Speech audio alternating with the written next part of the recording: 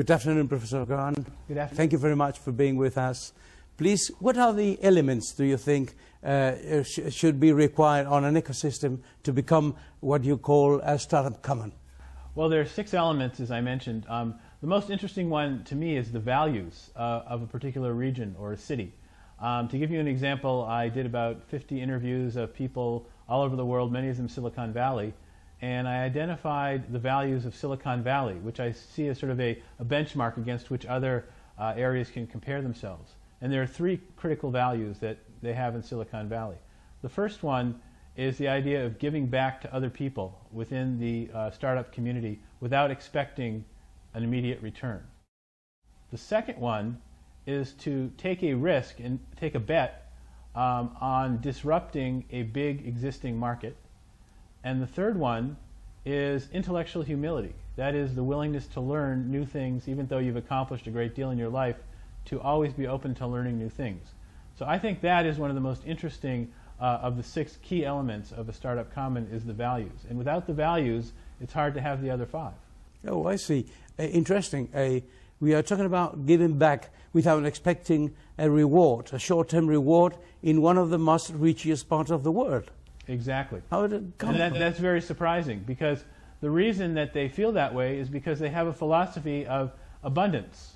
The idea that they're creating so much wealth and creating so much opportunity that if they give back to somebody who is a member of their startup common, that eventually, in some way, that will return to them. And for example, they might be helping somebody out who's a young entrepreneur now, and then maybe 3 years from now, they'll be the CEO of the next Facebook. Oh, I'll see. And as a result, they may be able to reap some rewards from that, but they're not concerned about it because many of them have already been so successful already, and they just feel that any additional success that they have is just gravy, and they just feel wonderful about being able to help other people. So it's a free distribution of talent around. So it's an atmosphere of talent being given. And talent being given, help being given to others, and that sort of leads to the second key element of the startup common, which is mentorship.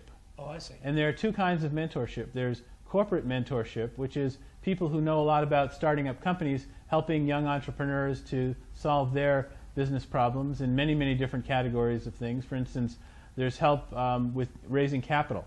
How do you raise capital from a venture capital firm? There's help in hiring and firing people and designing your organization structure. There's help in figuring out what your business model should be and what are the major trends that you should be focusing on. There's help with deciding how to design your product so that customers will want to use it. There's help with finding customers and partners. There's all different kinds of help that's available at the corporate level. And there's also individual mentoring, where very talented young professionals seek help from more experienced people who can help them to figure out how can they develop from being a technical person or an engineer into perhaps the CEO of a startup company.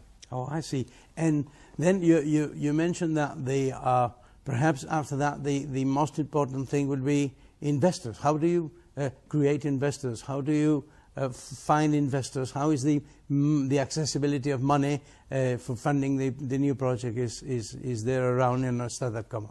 Yes, in the startup common, what you need to have are different kinds of capital for different stages in the development of a startup. So for example, a startup at the beginning, if it's running properly, what it needs to do is take its technology and connect that technology to a customer who's willing to buy that technology because it solves a problem that they have.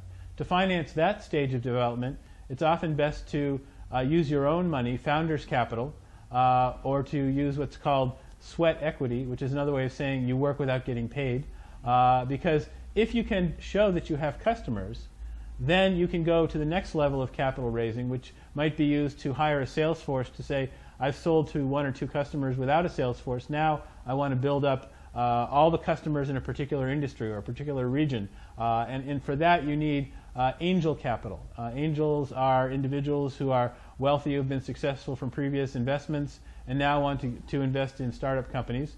And then if you reach the stage where maybe you've sold all the customers within a particular market segment or industry and you want to expand into new countries or expand your product line, that's the point at which you might want to raise venture capital, which is sort of the highest form of capital, but also in many ways the most dangerous if you're trying to maintain control of your venture. But in order for a startup common to function effectively, it needs all those different kinds of capital. Oh, I see.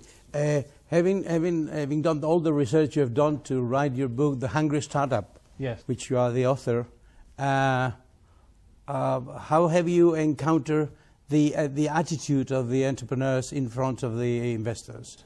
Well, the interesting thing about that is that many entrepreneurs are reluctant to sell shares in their company to outside investors unless there is an alignment between the entrepreneur's vision for the company and the venture capitalist's vision for the company. I see. And also, many of the startups that I've talked to, the CEOs that I've talked to, and I probably spoke to about 170 or 180 in the last 2 years, they really want what they call value added from these investors, which means that they believe that the investors will not only write a check, but they will also help their business to grow through advice. So the venture capitalists are not only capital providers, but they're also mentors. Oh. And can entrepreneurs find finance, for example, in big companies or interesting companies? Or Yes, there are big companies, and that leads to another element of the startup common, which is pillar companies. Pillar companies are big companies that are located in a particular region or a city. For example, if you look at Silicon Valley, there are companies like Google, Oracle, Cisco, Apple. These are companies that can provide three things to a startup. One thing they can provide, as you mentioned, is the capital. They can provide, for instance, Google has Google Ventures. Other companies have venture capital arms where they will actually invest in a startup company. They also provide talent for startups. And sometimes they provide even the startup idea, because a company like Google will be working on a problem, and the problem is something that is not important enough to the company for them to pursue it as a business because they don't see it as a big enough market opportunity. However, what happens is that these talented people see this business opportunity. They realize that that might be too big for Google, but just the right size for a startup. So they leave the startup and they go, they leave the company and they go work for a startup that they create based on that problem. And then Google ultimately may even acquire that company at the end.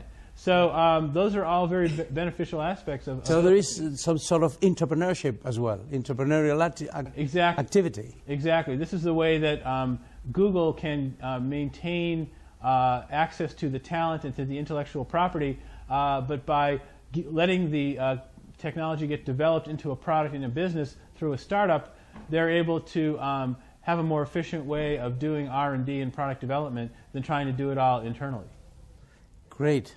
Great. So all of this is confirming what you call the startup common. What is the concept behind the holistically?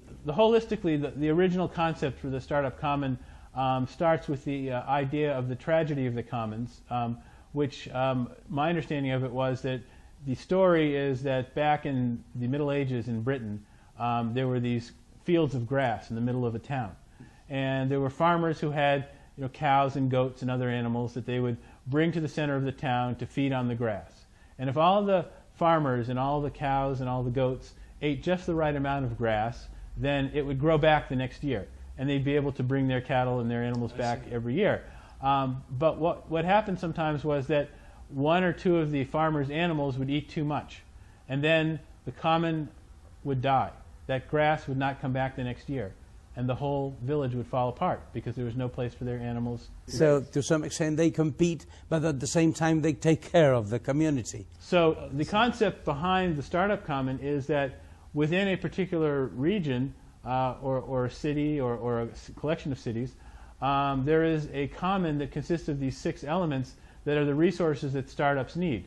You have startups that are unfunded, that are looking for funding, and they go to the startup common seeking capital and advice in order to build up the startup. If there's 100 or 1,000 startups seeking capital, maybe only 20 or 200 of them will get financing, and of the ones that do get financing, maybe 1 will be successful and the other 19 will fail.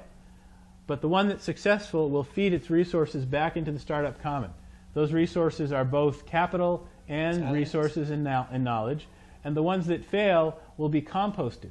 They will be broken down into their components and the other companies will buy their successful product lines and hire their good people, and it will be a way of feeding the resources back into the startup common. So as long as the resources going into a startup common are greater than the resources being used by it, it will still be there for subsequent generations of startups. I see. So the successful ones are financing the new ones, and the failing ones are teaching the new ones how not to do things or how to... Yes, that's another thing that they're adding to the startup common is insight into how to avoid failure. Yeah. And they're also providing product lines that may not be fully developed but are still useful, and also people, the talented people that work. So failure is an asset. Failure can be composted and turned into something that's valuable to the startup common. Okay, thank you. Do you think then, as we are planning to challenge today, do you think, have you perceived that in Barcelona, do we have enough what it takes to become a startup common? Do you think the atmosphere is? Or perhaps we will find it out this afternoon. Perhaps we will find out this afternoon. But my hunch is that it has some of the elements, which is good. But it probably needs to add some other elements. Okay. Thank you very much, Peter. Thank you, Manuel. Thank you for your visit. Gracias.